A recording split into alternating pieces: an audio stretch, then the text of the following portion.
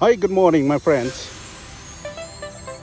Well, I'm glad here that this morning I'll be able to come back out here, strong enough to be back at the farm city here and listen to the birds' music and walk around the almond field. Okay, let's go see what we have in the field now. So this almond this is the third leaf, which is the third years. So usually farmer they call the third leaf. So this is it's just the third years, right? So this is very nice growing trees, very strong trees. And you look at there's a lot of nuts. You don't want that much nuts yet because the third years only. But I think based on how I look in here, maybe this grower may be able to get about at least maybe 500 pounds per acre. If everything go well, So this is a very interesting that this year we have a lot of rain and the weather is not quite consistent. They have what I mean is it have a negative impact, but to farming industry in the Fresno County here, as far as I know, okay? And, it doesn't matter if it's a mainstream crop or, a row crop or Asian vegetable crop, everyone has the problem. So one of the thing is, we have been, experienced with drought for many years, decades, okay? And then this year we happen to have a lot of rain. So, which is a lot of rain, it's good and bad too. Have negative impact also to, the crop. It doesn't matter what type of crop, tree, permanent, or row crop. So, drought's an issue, and too much rain is also an issue too. So, no such as a perfect, right? We live in the world that is not a perfect world, but we'll try our best to make it perfect. And if it cannot be a perfect, then human beings starting to struggle, starting to do weird things. This is the crop, which is a permanent crop. It's an almond crop. And, it's an almond. So it's a really a good yield for the third years only. This is a lot of nuts right there.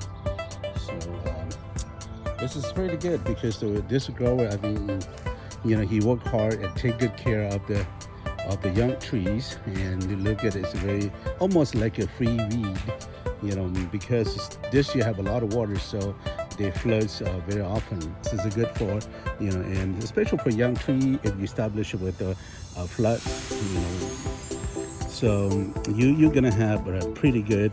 To me, that's my my philosophy is that if you start with the flood, so wherever the water go, that's where the roots system gonna go to. It's gonna follow the water, flow. So when you flood, so you're gonna see a lot of it's a white area. So the root system gonna develop a pretty wide span and a lot of good strong root system. And then they also have the tap roots because every single permanent tree must have a tap root that to anchor the trees, right? So that's just one of the good thing about start a young almond planting with the flood system. But drip system is also good too because drip system is just one of the when you see this is a double drip system here. This is one line here and the other line is over there, right?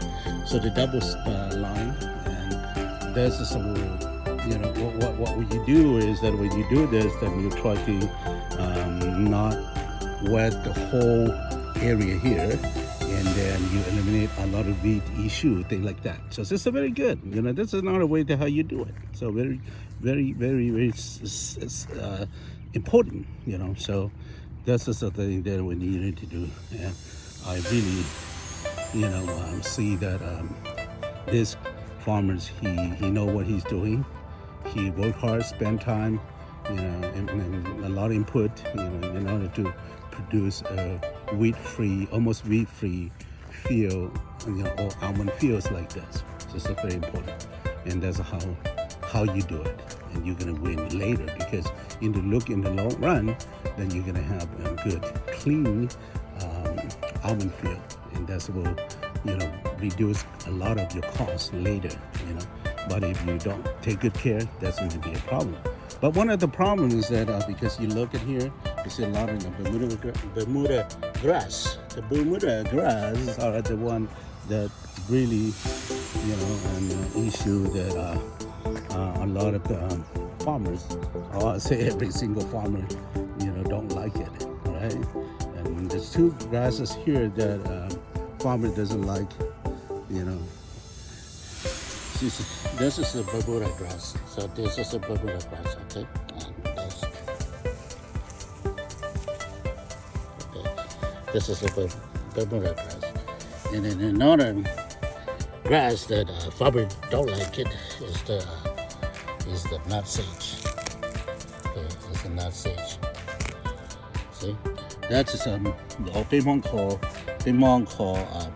Dr. Tia, okay?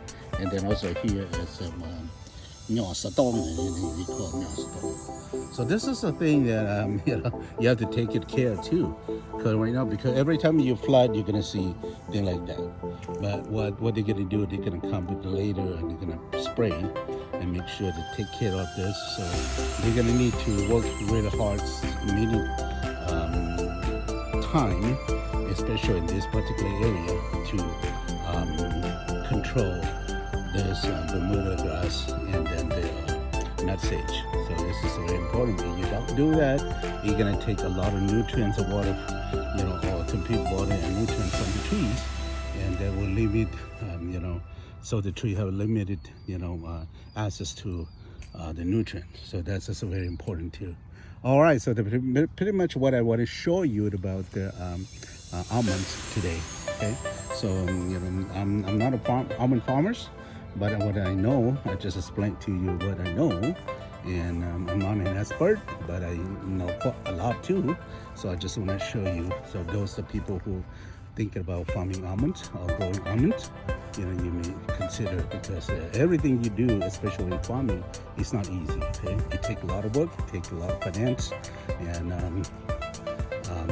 take your commitment, and it's high risk. So you have a potential to make a profit too, but it's a high risk. Everything you do have a risk associated with. But if you be willing to invest your time, finance, and have commitment, you will win, right? Farming is just like like you sit in front of a slot machine. You just keep putting your money in there, and hopefully that you hit the jackpot. It's the same thing for farming. So you may lose this year, hope next year getting better, and you keep doing that, and one year you hit, and then you'll be able to make it, right? So farming is not something that guarantee, but you have a chance to make good profit too. All right, thank you so much for your time. Spend time with me.